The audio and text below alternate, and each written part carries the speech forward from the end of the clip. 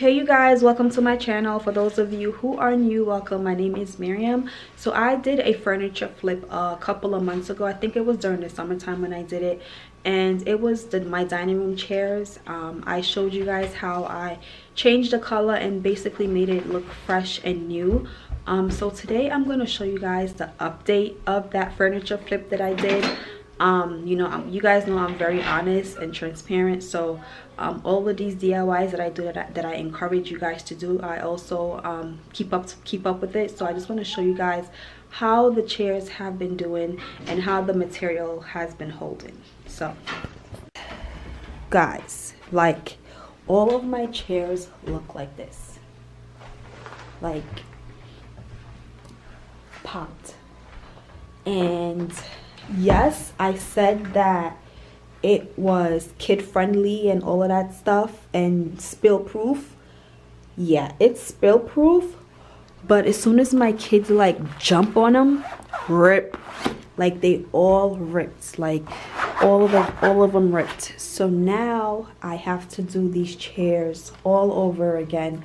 So if any of you made the purchase and bought these chairs, this material to use on your chair, yeah, make sure it's on something that you're not using, every day, because, or something that it's something that you're not jumping on. I just wanted to give you guys an update on that, just in case if any of you were thinking of buying the material to to do something in your home, or if any of you have bought it already. I just wanted to give you guys an update on mine.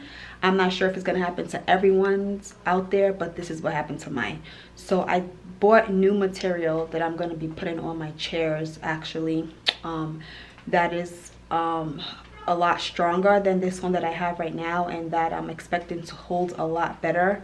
So I'll give you guys the details to that, and then of course maybe like 3 or 4 months down the line, I'll give you guys an update and let you guys know how that material holds up as well, if needed, or you guys can just leave a comment down below and I'll answer all the questions that I have for that.